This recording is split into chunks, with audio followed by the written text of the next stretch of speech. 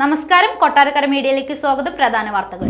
സനുമോഹനെതിരെ എല്ലാ വകുപ്പുകളും തെളിഞ്ഞു. വിധിയിൽ സന്തോഷമെന്ന് പബ്ലിക് പ്രോസിക്യൂട്ടറും അന്വേഷണ ഉദ്യോഗസ്ഥനും. ശബരിമല വരുമാനത്തിൽ വർധനവ് 18.72 കോടിയുടെ വർധനയെന്ന് ദേവസ്വം ബോർഡ്. KSRTCയെ ലാഭത്തിലാക്കാനില്ല, നഷ്ടം കുറയ്ക്കണം മുൻമന്ത്രി ആന്റണി രാജു. മണ്ഡലകാലം അവസാനിക്കുന്നു, പരിമിതികൾക്കുള്ളിൽ നിന്ന് എല്ലാ സൗകര്യങ്ങളും വർദ്ധിപ്പിക്കാനായെന്ന് മന്ത്രി കെ രാധാകൃഷ്ണൻ. വാർത്തകൾ വിശദമായി. വൈഗ കൊലക്കേസിൽ അച്ഛൻ സനുമോഹനെ ജീവപര്യന്തം ശിക്ഷിച്ച കോടതി വിധിയിൽ സന്തോഷം പ്രകടിപ്പിച്ച് പബ്ലിക് പ്രോസിക്യൂട്ടറും അന്വേഷണ ഉദ്യോഗസ്ഥനും രംഗത്ത്. പ്രതിക്കെതിരെ ചുമത്തിയ എല്ലാ കുറ്റങ്ങളും തെളിഞ്ഞുവെന്ന് കണ്ടെത്തിയാണ് കോടതി ശിക്ഷ വിധിച്ചതെന്ന് ചൂണ്ടിക്കാട്ടിയ പബ്ലിക് പ്രോസിക്യൂട്ടർ PA ബിന്ദു വിധിയിൽ സന്തോഷമെന്നാണ് പ്രതികരിച്ചത്. പ്രതിക്കെതിരെ എല്ലാ വകുപ്പുകളും തെളിഞ്ഞുവെന്നും അവർ വിവരിച്ചു. കൊലപാതകം ഒഴികെയുള്ള എല്ലാ വകുപ്പുകളിലും ലഭിച്ച 28 വർഷ തടവ് ശിക്ഷയിൽ 10 വർഷം അനുഭവിച്ചാൽ മതിയാകും. അതിനുശേഷം കൊലക്കുറ്റത്തിനുള്ള ജീവപര്യന്തം ശിക്ഷ തുടങ്ങുമെന്നും പബ്ലിക് പ്രോസിക്യൂട്ടർ വ്യക്തമാക്കി. വൈഗ കൊലക്കേസ് അന്വേഷിച്ച് തെളിയിച്ച ഉദ്യോഗസ്ഥനായ K ധനപാലനും വിധിയിൽ സന്തോഷമെന്നാണ് പ്രതികരിച്ചത്. സനുമോഹന്റെ ക്രൂരതയുടെ എല്ലാ തെളിവുകളും കൃത്യമായി കണ്ടെത്താൻ പോലീസിനെ സാധിച്ചെന്നും അദ്ദേഹം വിവരിച്ചു. ശബരിമല വരുമാനത്തിൽ വർധനയെന്ന് Devaswom board president PS Prashanth. കുത്തകലേലത്തിന്റെ തുക കൂടിച്ചേർത്തപ്പോൾ വരുമാനത്തിൽ വർധനവുണ്ടായി. ഇത്തവണത്തെ വരുമാനം 241.71 കോടി രൂപയാണ്. 18.72 കോടിയുടെ വർധനയുണ്ടായെന്ന് ദേവസ്വം ബോർഡ് PS പ്രശാന്ത് വ്യക്തമാക്കി. അരവണ വിൽപ്പനയിൽ 96.32 കോടി രൂപയും അപ്പം വിൽപ്പനയിൽ 12.38 കോടി രൂപയും ലഭിച്ചു. അവസാനം നടത്തിയ കുത്തക ലേലങ്ങളുടെ കണക്കുകൾ കൂടി കൂട്ടുമ്പോൾ വരുമാനം വർദ്ധിക്കുമെന്ന് ദേവസ്വം പ്രസിഡന്റ് ഇന്നലെ വ്യക്തമാക്കിയിരുന്നു. മണ്ഡലകാലം തുടങ്ങി ഡിസംബർ 25 വരെ ശബരിമലയിൽ 31,43,163 പേരാണ് ദർശനം നടത്തിയത്.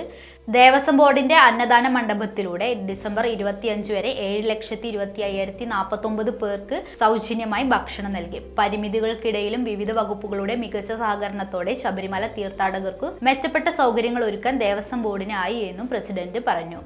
KSRTCയെ ലാഭത്തിലാക്കാനില്ലെന്നും നഷ്ടം കുറയ്ക്കണമെന്നും മുൻമന്ത്രി ആന്റണി രാജു.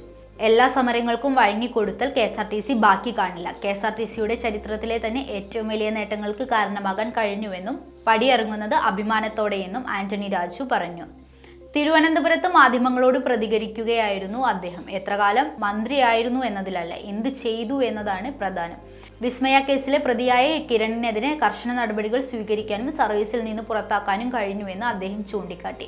പ്രതീക്ഷിച്ച രീതിയിലുള്ള വെല്ലുവിളികൾ വകുപ്പിൽ നിന്നും ഉണ്ടായില്ലെന്നും അദ്ദേഹം പറഞ്ഞു. KSRTC സ്വിഫ്റ്റ് നടപ്പാക്കി, ശമ്പള പരിഷ്കരണം പ്രാവർത്തികമാക്കി, സിംഗിൾ ഡ്യൂട്ടി സംവിധാനം കൊണ്ടുവന്ന് പ്രതിദിന വരുമാനത്തിൽ വർധനവ് വന്നു. 545 പുതിയ ബസ്സുകൾ വാങ്ങി, ഫോൺ പേ സംവിധാനം നടപ്പാക്കി, KSRTCയിൽ ആധുനികവൽക്കരണം നടപ്പാക്കി, യൂണിഫോം സംവിധാനം പുനഃസ്ഥാപിച്ചു. മണ്ഡലകാലം അവസാനിക്കുമ്പോൾ പരിമിതികൾക്കുള്ളിൽ നിന്ന് എല്ലാ സൗകര്യങ്ങളും വർദ്ധിപ്പിക്കാനായെന്ന് ദേവസ്വം വകുപ്പ് മന്ത്രി K രാധാകൃഷ്ണൻ പറഞ്ഞു. പ്രതീക്ഷിച്ചതിലധികം തീർത്ഥാടകർ എത്തിയിരുന്നു. ദർശന സമയം കൂട്ടിയിട്ടും തീർത്ഥാടകരുടെ എണ്ണം അധികമായിരുന്നു. വിർച്വൽ ക്യൂവിൽ കുട്ടികളുടെ എണ്ണം ചേർത്തിരുന്നില്ല. ശരാശരി 10,000 കുട്ടികൾ മല കയറിയിരുന്നു. ഇത് സാധാരണയിൽ നിന്നും വളരെ കൂടുതലായിരുന്നുവെന്നും മന്ത്രി അറിയിച്ചു. സ്ത്രീകളുടെയും പ്രായം ചെന്നവരുടെയും ഭിന്നശേഷിക്കാരുടെയും എണ്ണം വർദ്ധിച്ചു. ബുക്ക് ചെയ്യാത്ത ആളുകൾ മലകൾ കയറി. സ്പോട്ട് ബുക്കിംഗ് വർദ്ധിച്ചു. പരിമിതികൾക്കുള്ളിൽ നിന്ന് എല്ലാ സൗകര്യങ്ങളും വർദ്ധിപ്പിച്ചു. അപ്പോഴും തീർത്ഥാടകരുടെ എണ്ണം കൂടുകയായിരുന്നു. ചില സ്ഥലങ്ങളിൽ തീർത്ഥാടകർക്ക് പ്രയാസം നേരിട്ടു. അത് പരിഹരിച്ച ശേഷം പ്രശ്നങ്ങൾ ഉണ്ടാക്കാനുള്ള ശ്രമങ്ങൾ നടന്നു. ഹൃദ്രോഗിയായ കുട്ടി മരിച്ചത് സർക്കാരിന്റെ വീഴ്ചയായി ചിത്രീകരിക്കാൻ ഉണ്ടായ ശ്രമം ഇതിന് ഉദാഹരണമാണ്. മനുഷ്യസാധ്യമായ എല്ലാം സന്നിധാനത്ത് ചെയ്തുവെന്നും മന്ത്രി പറഞ്ഞു. ശബരിപീഠം മുതൽ സന്നിധാനം വരെ കുടിവെള്ളം നൽകാനും ബയോ ടോയ്ലറ്റിനുമായി 36 സ്പോട്ടുകൾ കണ്ടെത്തി. 30-ന് നട തുറന്നാൽ ക്യൂ കോംപ്ലക്സുകളിൽ ആവശ്യമുള്ള ആളുകളെ മാത്രം കയറ്റി പരീക്ഷണം നടത്തും.